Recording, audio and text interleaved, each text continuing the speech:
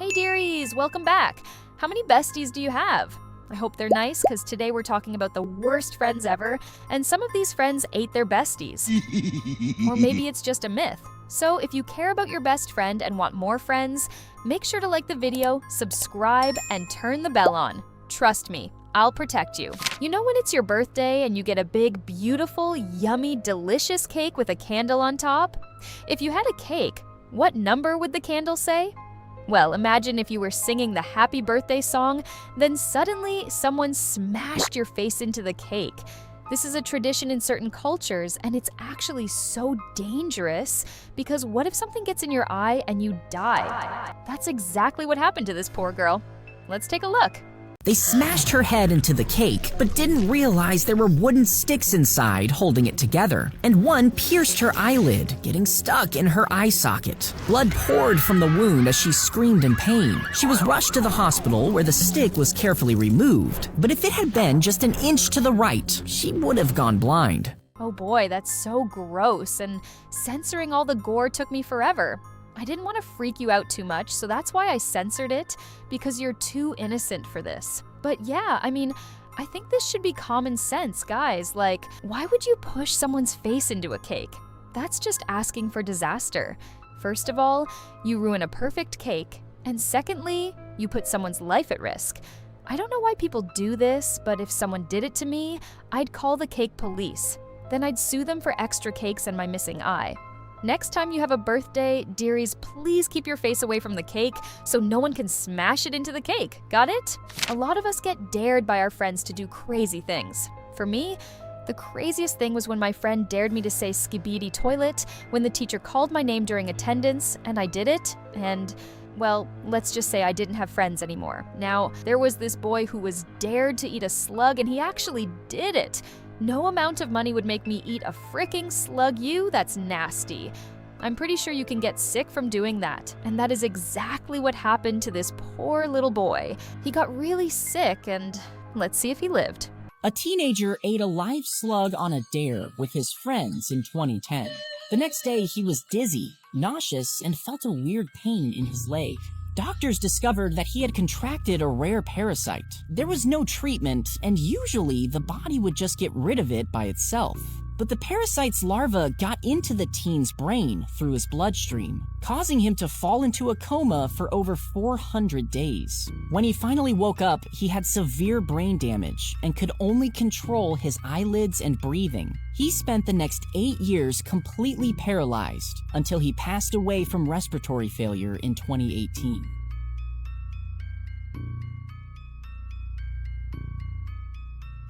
The guy's name was Sam Ballard, and he was just trying to show off to his friends. But come on, guys. Everyone should know that eating raw meat is a bad idea. This parasite can also be in water if the water is contaminated, like from the sewer or a puddle. Cooking food and heating water actually kills parasites like lungworm. So if you ever get stuck on an island in a Mr. Beast challenge, make sure to boil water and thoroughly cook food before eating it. Today, you learned how to stay safe from parasites. Not everyone has good friends. Some friends are actually villains in disguise who are waiting when you're down, and then they're gonna get ya. One girl was high up on a bridge with her friends out for a nice swim in the summer when suddenly her bestie pushed her down with no warning. The girl's entire body almost broke from the impact. Hopefully none of your friends are like this. Let's see if the girl survived. 3, 2. Well, she's saying no. No, Ready? Oh, that's so fun. The girl who pushed her friend off the bridge in the last video I just showed you went to prison for what she did. Her name is Taylor Smith, and at the time that she went to spend those nights in jail, she was 19 years old. So Taylor Smith and Jordan Holgerson were really good friends. They spent a lot of time together, and on that fateful day a few years ago, they decided to head to a bridge together. This is Taylor Smith, the girl who pushed Jordan in that video. So on that day, as you can see, they were hanging out with a group of friends when Taylor decided to push Jordan for reasons unknown. But when she pushed her off of the 60-foot tall bridge in Washington state, she had no idea what was to follow. As Jordan plummeted through the air towards the water, she thought she was going to die. She said she was extremely terrified, the impact was extremely hard, and from the fall, she suffered 6 broken ribs and punctured lungs. Jordan would later say that when they pulled her from the water, she was watching her body change colors as the seconds went on, and once again she thought she would die. But what did Taylor do after that? Did she go down to try check on her friend to see if she was okay? No, she left the scene of the crime. She never showed up at the hospital to visit Jordan. And Taylor didn't even stop over at the family home to make sure that her friend was okay. Well, eventually Taylor was arrested. And after this trial, she pled guilty to reckless endangerment and spent 2 nights in prison.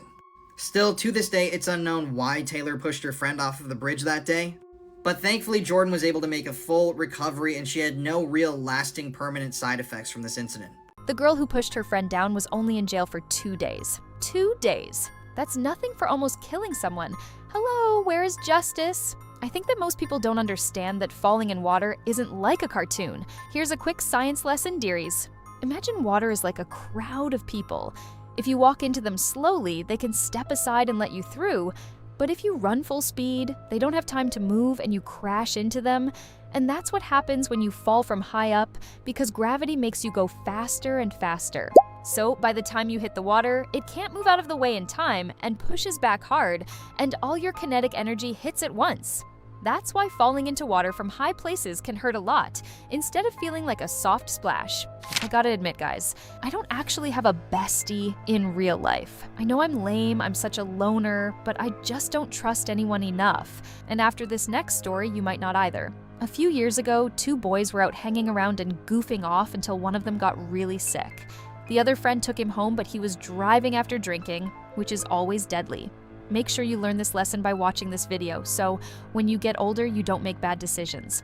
In 2004, 2 best friends from Marietta, Georgia, John Hutchison, 21, and Frankie Brome, 23, spend the evening at a local bar watching sports.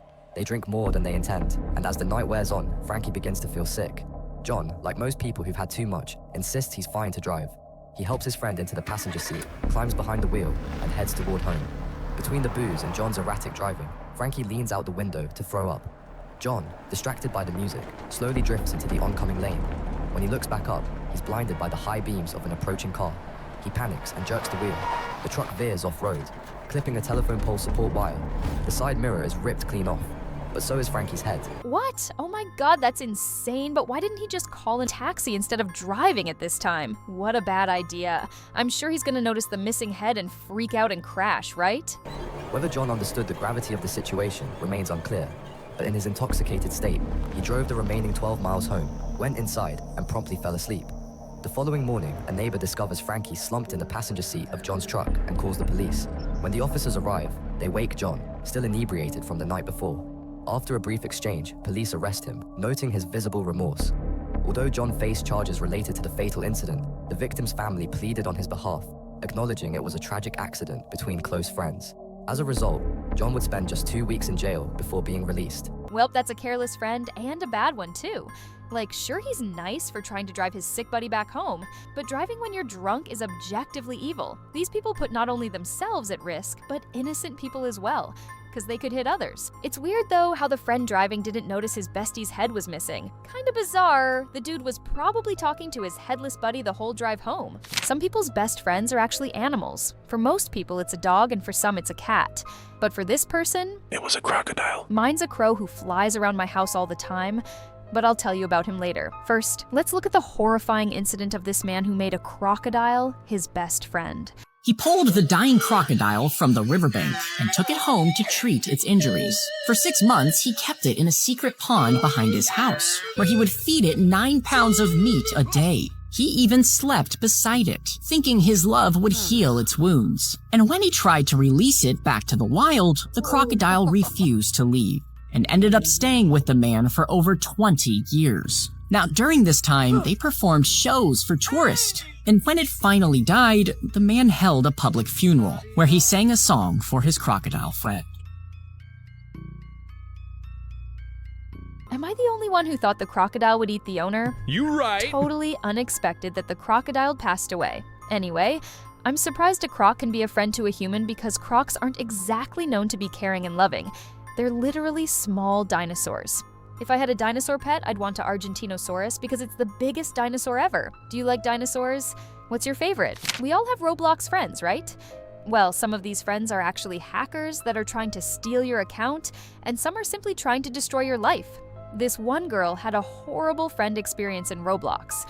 Let's see what happened. Let's talk about My old best friend. Back in 2020 when Brookhaven first came out, I used to roleplay a lot. While I was in a roleplay, a girl wanted to join. Let's call her Ava. I added her and we started talking a lot. We would always roleplay in Brookhaven. But one day, while we were role-playing, she mentioned a gory scene. This scared me. I didn't want to repeat the words, but she threatened to unfriend me if I didn't want to do the roleplay. That's called peer pressuring, and real friends don't peer pressure you because they respect your choices. And OFC, I still wanted to be friends, but she brung up a brute 4L murd 3R in the roleplay. It had happened to times, and I had enough of it. So I unfriended her. Little did I know that would be the worst decision ever. A few days after that, I returned to Brookhaven, and while I was role-playing, she joined my server. This confused me, cause my joins were not on, and she bringed her friends with her. Super creepy.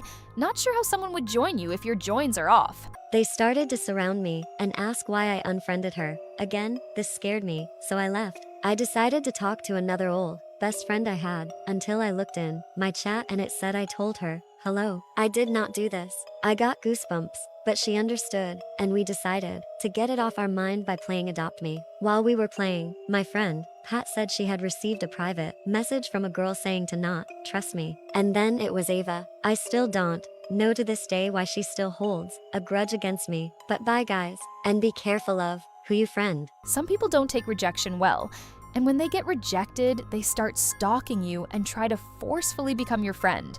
Probably because you're so cool that everyone wants to be friends with you. But for all we know, this Ava might be 40-year-old Michael from Texas trying to find out where you live.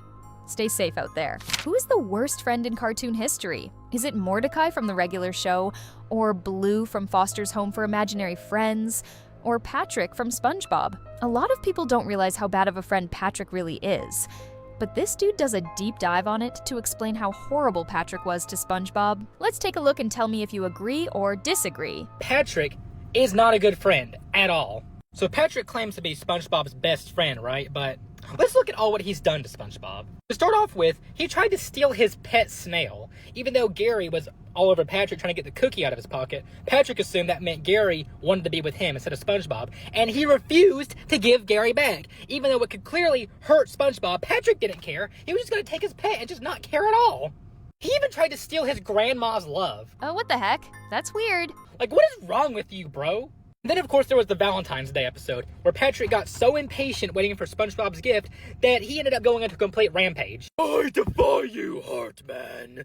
Bro literally almost destroyed an entire amusement park just because he was too impatient to get his gift. And when he finally did get his gift, it's like the best Valentine's gift ever. And all Patrick had to do was just turn around. And he's just like, nope, I'm not turning around. You're a bad friend. You didn't get me nothing. Like, turn around, you stupid pink blob of chewed up bubblegum. Yup, I totally see that. It's literally the same picture. But by far, the episode that made me the most mad is this episode. We all remember this episode, right? This is the episode where Patrick's so-called parents came to visit him, and Patrick did not want his parents to know how stupid he was. So SpongeBob, being the good friend that he is, was willing to make himself look dumb in front of Patrick's parents just so they wouldn't think Patrick was dumb. But what did Patrick do? What did this man do? He decided to sit there and try everything he could to just straight up humiliate SpongeBob in front of his parents. SpongeBob was just trying to make you not look dumb in front of your parents. But instead, you decided to go all out on it and straight up humiliate him. And then bro just straight up started laughing at him for it. Like, what kind of friend are you, bro? He's the worst friend ever. Patrick also went on the holiday known as No SpongeBob Day. Like, oh my god, that's so rude. Imagine if someone made a Know Your Name Day and your bestie celebrated it. I'd crash out hard. So, what do you think? Are there worse friends than Patrick? Who would they be? Let me know in the comments. Now we talked about a lot of bad friends, so let's discuss quick tips to avoid them. This video will explain everything, I promise. It's definitely true and not a joke. Take this seriously, okay, dearies? Never be friends with these 8 types of people. First, someone who doesn't spend money on you even if they have it. It means they don't really see you as one of their own. Second, someone who breathes in front of you. They might compete with you for oxygen. Just kidding. Come on, competing for oxygen. Oh yeah, I'm definitely not going to be friends with someone who breathes. Anyway, I hope you make a lot of besties and please be good to others. Okay? If you're good to others, you'll meet good people. Make sure to like and subscribe and leave a comment below, and I'll catch you next time. Toodles.